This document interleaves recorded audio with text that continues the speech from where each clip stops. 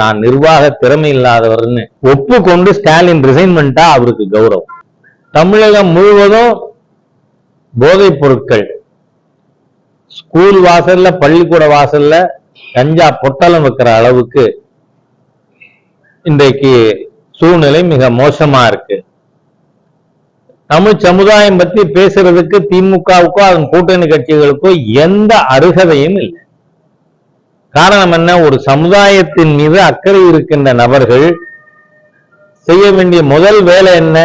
அந்த சமுதாய இளைஞர்கள், இளம் தலைமுறை ஒழுக்கமா இருக்கா, ஒழுங்கா படிக்கிறாங்களா, இதை கவனிக்கிறது இல்லாம நீங்க என்ன தமிழ் சமுதாயத்துக்கு செய்யறீங்க? திராவிட இயக்கம் கேட்கிறேன்னா, திராவிட இயக்கம் தமிழ் சமுதாயத்தின் மிகப்பெரிய விரோதி, எதிரி அப்படிங்கிறது தமிழகத்தில் நடந்து கொண்டிருக்கின்ற சம்பவங்கள் நமக்கு எடுத்து காட்டுகின்றன.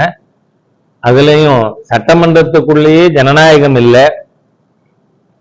நான் சொல்றத கேட்கிற அவைத்தலைவர் இருக்கிறதுனால எதிர்கட்சி எல்லாம் வெளில அனுப்பிச்சிடலாமா?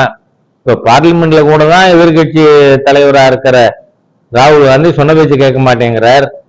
அதுக்காக இந்தி கூட்டணியில இருக்கிற எல்லா எம்பியையும் அங்க பாராளுமன்ற சபாநாயகர் இந்த தொடர் பூரா அவங்களை சஸ்பெண்ட் பண்றேன் அப்படின்னு நான் சொல்லி நடந்துக்கிறார். ஆகவே இந்த அரசாங்கத்தோட ஃபெயில்யூர் சட்டமன்றத்துல விவாதிக்கப்படும்னு பயந்து போயிருக்கின்ற முதலமைச்சர் எதிர்கட்சிகளை சட்டமன்றத்தில் இருக்க விடாம சபாநாயகரை வச்சு முயற்சி மேற்கொள்றார். இது வன்மையாக கண்டிக்கத்தக்கது.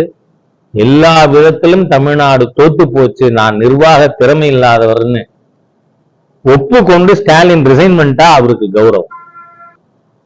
இப்போ அதிமுகவை 12 தொகுதியில பின்னுக்கு தள்ளி 2வது இடத்துக்கு தேசிய ஜனநாயக கூட்டணி வந்திருக்கு. இது முதல் இடத்துக்கு 26க்குள்ள கொண்டு வர எல்லா நடவடிக்கையும் மேற்கொள்ளும். எல்லாம் உள்ளாட்சி தேர்தலும் அப்படித்தான். கட்சியை வலுப்படுத்துற வேலை இன்றையிலிருந்து துவங்குகிறது. எங்களை பொறுத்தவரை தேர்தல் பணி முடியவில்லை, அடுத்த பணி கைக்கு வந்திருக்கிறது அப்படிங்கிற எண்ணத்தோட நாங்க செயல்பட்டு இந்த தமிழகத்துல அனைத்து துறையிலும் அனைத்து விதங்களிலும் தோற்று போன ஒரு அரசாங்கம் இருக்கிறது.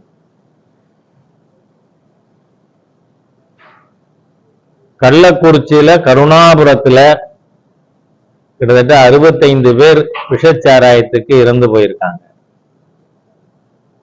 அந்த மாதிரி செய்திகள் வந்துகிட்டு இருக்கும்போது இப்ப உடுமலைப்பேட்டையில 2 பேர் விஷச்சாராயம் குடிச்சு இறந்து போயிருக்காங்க.